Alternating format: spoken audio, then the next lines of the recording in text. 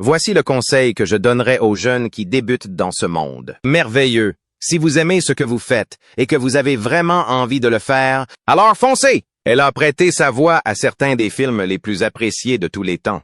Cette femme qui illuminait l'écran d'un sourire et atteignait des notes qui semblaient impossibles. Julie Andrews a aujourd'hui 90 ans. Imaginez un peu. Pendant des générations, Julie Andrews a été pratiquement intouchable. Mais aujourd'hui, la star légendaire mène une vie bien différente. Fini les tapis rouges incessants, les salles de concert bondées et les apparitions hollywoodiennes à répétition. Que s'est-il vraiment passé pour Julie Andrews? Comment vit-elle aujourd'hui? Broadway ne l'a pas seulement découverte, il s'est arrêté pour elle. Julie Andrews est née le 1 octobre 1935. Et dès sa naissance, sa vie semblait un peu hors du commun. Comme si sa carrière la menait vers quelque chose de plus grand que son milieu d'origine. Julie Andrews n'est pas devenue célèbre de façon conventionnelle. Il n'y a pas eu d'ascension progressive, ni d'années de galère dans l'ombre à faire le serveur et à passer des auditions en coulisses. Son ascension fulgurante s'apparentait davantage à une prise de conscience soudaine, en plein milieu d'une phrase, de l'existence d'une personnalité extraordinaire. Mais la véritable histoire commence bien avant Broadway. Enfant, Julie, déjà artiste en Grande-Bretagne, accomplissait des choses que la plupart des adultes étaient incapables de faire. Sa voix n'était pas seulement puissante, elle était d'une maîtrise presque déconcertante. Elle pouvait atteindre des notes d'une clarté telle que, sans le vouloir, l'assistance se taisait. Ce genre de réaction ne passe pas inaperçu bien longtemps. Et ça n'a pas été le cas. Elle se produisait déjà dans des music halls dès son plus jeune âge, partageant la scène avec des artistes adultes, ce qui peut paraître charmant jusqu'à ce qu'on réalise l'intensité de ce milieu. Ce n'était pas du théâtre raffiné. C'était une question de survie face à un public capable de vous rejeter en un instant. Une seule mauvaise prestation et l'ambiance changeait du tout au tout. Julie a vite compris qu'il ne fallait jamais leur donner de raison. Cette discipline est devenue son fondement. Dès l'adolescence, elle était considérée dans le milieu comme une enfant prodige, une expression que les adultes emploient lorsqu'ils peinent à expliquer ce qu'ils voient. Elle ne se contentait pas de chanter, elle imposait sa présence. C'est cette maîtrise qui l'a finalement menée au monde du théâtre londonien, où les choses ont rapidement évolué. Lorsqu'elle s'est tournée vers la comédie musicale, elle n'a pas fait ses débuts comme doublure ou figurante. Elle a été remarquée presque immédiatement. Les directeurs de casting ne la traitaient pas comme une débutante. Ils la voyaient comme un problème à résoudre. Car lorsqu'une personne est aussi douée naturellement, la question est: comment construire un spectacle autour d'elle sans que tout le reste paraisse insignifiant? C'est alors qu'est arrivée My Fair Lady. C'est là que son parcours prend un tournant décisif. Sur scène, elle ne se contentait pas d'interpréter Eliza Doolittle, elle incarnait le rôle. Soir après soir, le public n'assistait pas seulement à l'évolution d'un personnage. Il voyait Julie opérer une transformation presque spirituelle. Son jeu possédait une étrange dualité, une vulnérabilité à vif enveloppée d'une perfection technique. Mais tandis qu'elle incarnait Eliza sur scène, quelque chose d'autre se tramait en coulisses. Hollywood wrote it. Et lorsque vint le moment d'adapter My Fair Lady au cinéma, l'idée qui prévalait dans le milieu était simple. On choisit la plus grande star du box-office possible, même si ce n'est pas celle qui a créé le rôle. C'est ainsi que Julie a été écartée. Le rôle a été attribué à Audrey Hepburn. Et pendant un instant, cela aurait pu être le genre de décision qui met fin discrètement à une carrière prometteuse. L'industrie avait en substance déclaré « Tu es brillant, mais pas assez vendeur pour le grand écran ». Mais c'est là que les choses deviennent intéressantes. Au lieu de se laisser abattre par ce rejet, Julie a misé sur ses atouts, une présence, une discipline et une voix inimitables. Ed Hollywood, presque par hasard, lui a offert la réponse parfaite. Disney a fait appel à ses services. Non pas pour un second rôle, ni pour un essai, mais pour un personnage principal qui n'existait même pas encore pleinement dans l'imaginaire collectif, Mary Poppins. Et dès qu'elle a endossé ce rôle, tout ce qu'elle avait traversé durant ses premières difficultés, sa discipline théâtrale, sa précision sur scène, toutes ces mises en place d'un coup, comme si tout avait été préparé à cet instant précis. Mais ce que l'on oublie souvent, c'est que lorsqu'elle est devenue Mary Poppins, elle n'était plus une novice. Elle était déjà forgée par des années de pression, de rejet et de perfectionnisme, bien avant d'accéder à la célébrité. C'est ce qui la rendait dangereuse dans le milieu. Car lorsqu'une personne arrive à Hollywood déjà complètement rodée, le système ne sait plus comment contrôler sa trajectoire. Il suffit d'assister à la scène, la femme qui possédait autrefois tout. Et c'est là que tout s'éclaire. Elle n'est pas arrivée à Hollywood comme une page blanche. Elle était déjà une star. Disney n'a pas découvert son talent. Ils se sont appuyés sur une méthode qui avait déjà fait ses preuves depuis des années. C'est pourquoi Mary Poppins n'a pas semblé être un pari risqué, mais plutôt une évidence. Comme si l'industrie avait enfin rattrapé quelqu'un qui évoluait déjà à ce niveau bien avant l'avènement du cinéma. Et dès l'instant où elle a endossé ce rôle, tout ce qui l'avait précédé, ses débuts sur scène enfant, les efforts acharnés du théâtre, son refus pour My Fair Lady, s'est mis en place d'un seul trait, comme une ligne droite qu'elle avait suivie sans même s'en rendre compte. Car c'est bien là le propre de Julie Andrews à ce moment précis de sa vie. Elle n'était plus en train de s'élever, elle était en train d'arriver. Si vous avez grandi en regardant des films, il y a de fortes chances que Julie Andrews ait fait partie de votre enfance. Bien avant que les influenceurs des réseaux sociaux et les stars du streaming ne prennent le dessus, Julie était l'incarnation même de l'icône mondiale. Elle est devenue une célébrité grâce à Mary Poppins, puis à La Mélodie du Bonheur. Ces films ont connu un succès retentissant. Elles sont devenues des icônes culturelles. Pendant des décennies, Julie semblait irréprochable. Elle avait l'élégance, le charme, le talent et cette voix inoubliable. Une voix capable de remplir une salle entière et de donner la chair de poule. Hollywood l'adorait, le public l'adorait, la critique l'adorait. Et surtout, elle semblait vraiment aimer se produire sur scène. C'est pourquoi tant de fans trouvent sa vie actuelle douce amère. Non pas parce qu'elle traverse une tragédie secrète, non pas parce qu'elle lutte contre une grave maladie confirmée, mais parce que cette femme, dont la vie était autrefois emplie de musique et d'adoration publique, passe désormais le plus clair de son temps tranquillement chez elle. Le contraste est saisissant. Julie Andrews, jadis sous les feux des projecteurs, est devenue remarquablement discrète. Mais comment l'une des stars les plus en vue du monde du spectacle a-t-elle pu mener une vie si paisible? Le drame qui a tout bouleversé. Si vous demandez à la plupart des gens à quel moment Julie Andrews a ralenti la cadence, ils évoqueront probablement l'âge. Mais le véritable tournant n'était pas du tout lié à l'âge, c'était sa voix. S'il y a bien un événement qui a bouleversé la vie de Julie Andrews, c'est la perte de sa voix. Et, honnêtement, cette partie de son histoire reste douloureuse. Pendant des décennies, sa voix a été son atout majeur. Ce n'était pas seulement beau, c'était légendaire. Puis est survenue une intervention médicale destinée à éliminer des problèmes vocaux non cancéreux. Au lieu de lui rendre sa voix, l'intervention a entraîné des dommages permanents. Le résultat l'a anéanti. Imaginez passer toute votre vie à maîtriser un don qui vous a rendu célèbre dans le monde entier pour finalement le perdre. C'est exactement ce qui s'est passé. Julie a parlé ouvertement. Au fil des ans, du traumatisme émotionnel qu'elle a subi, le processus de réadaptation a été long et difficile. Elle a dû accepter peu à peu le fait que sa voix, couvrant 4 octaves, ne reviendrait jamais. Ses fans pensent souvent que son arrêt de chanter est dû à l'âge, mais c'était plus complexe. Cette perte fut soudaine, inattendue et profondément personnelle. Nombreux sont ceux qui se définissent par leur carrière. Julie Andrews ne faisait pas exception. Chanteur n'était pas qu'un métier, c'était une part intégrante de son identité. Même si elle a continué à travailler autrement, notamment dans le doublage, l'écriture et quelques apparitions, ce chapitre de sa vie n'est jamais vraiment revenu.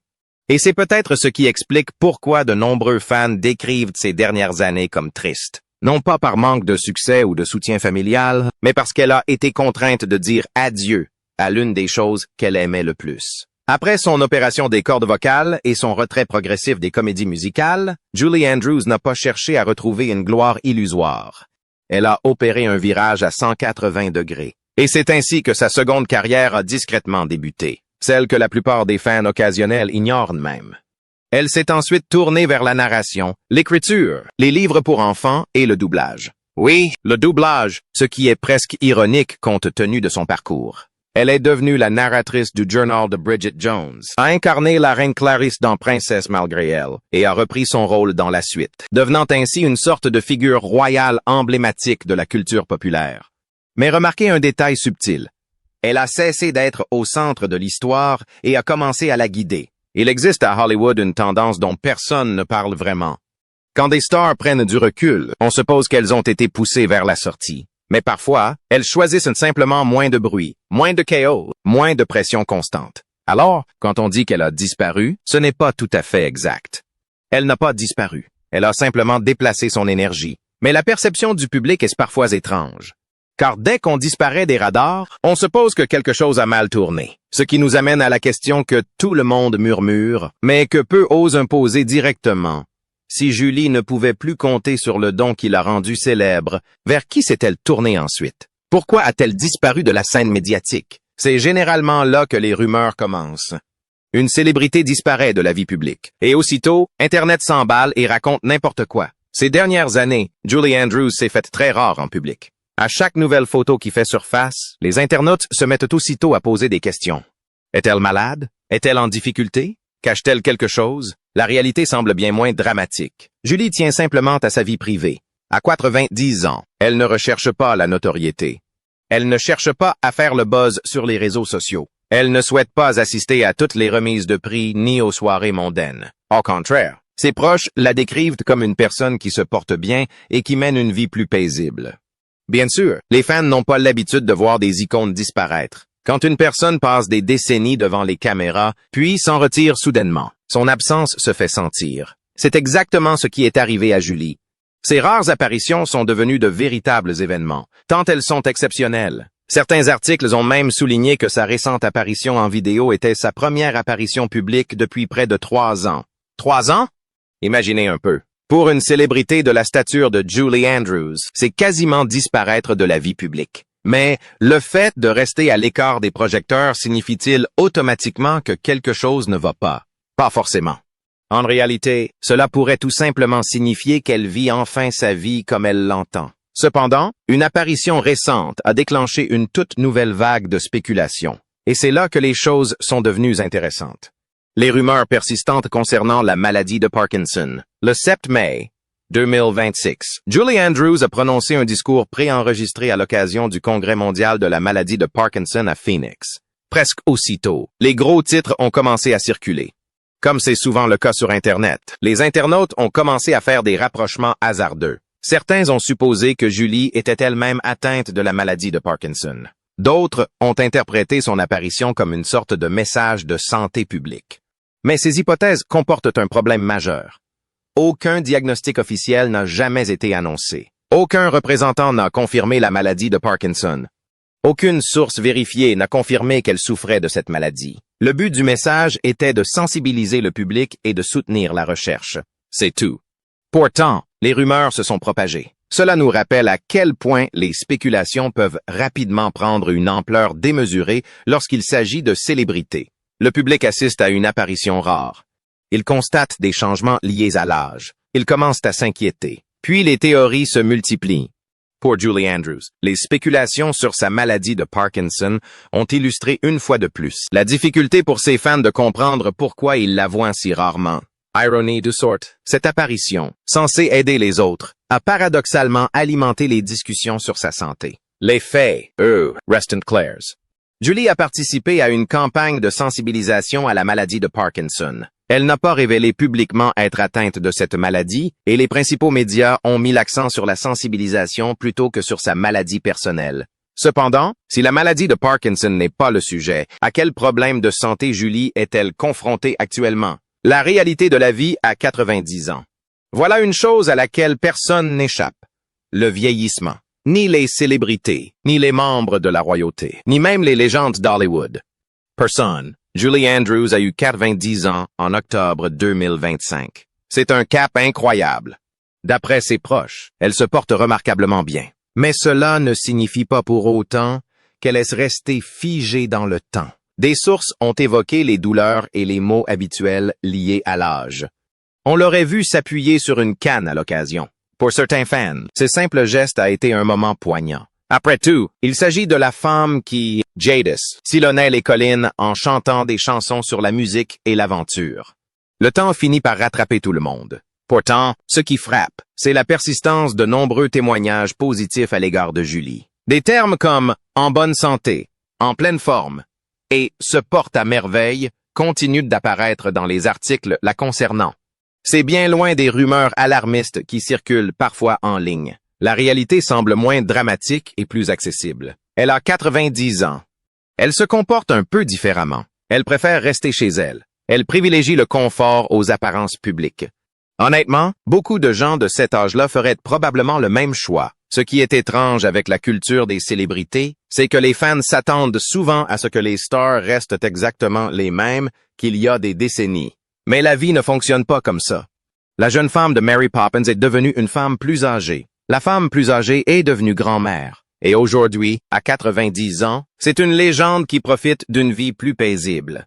Mais la retraite n'a pas complètement empêché Julie de créer de nouveaux projets. Loin de là, elle n'a jamais vraiment cessé de travailler.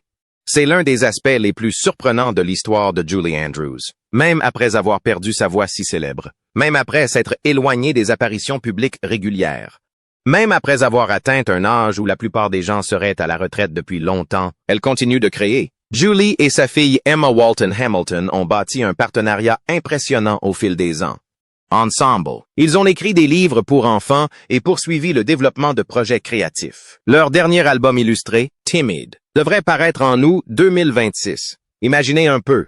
À 90 ans, Julie Andrews continue de créer de nouvelles œuvres. C'est tout à fait remarquable. Alors que beaucoup de fans se concentrent sur ce qu'elle ne peut plus faire, Julie semble davantage intéressée par ce qu'elle peut encore apporter. Et c'est peut-être l'une des raisons pour lesquelles elle est restée une figure si admirée. Elle s'est adaptée quand chanter est devenu impossible. Elle a trouvé d'autres moyens d'expression créative. Lorsque les apparitions publiques constantes sont devenues moins attrayantes, elle s'est tournée vers des projets privés. Quand Hollywood a changé, elle a évolué avec lui. Il y a une leçon à en tirer. Certaines personnes passent des années à lutter contre le changement. Julie, elle, semble avoir appris à composer avec. Bien sûr, la présence de sa famille à proximité a également joué un rôle important dans ces dernières années.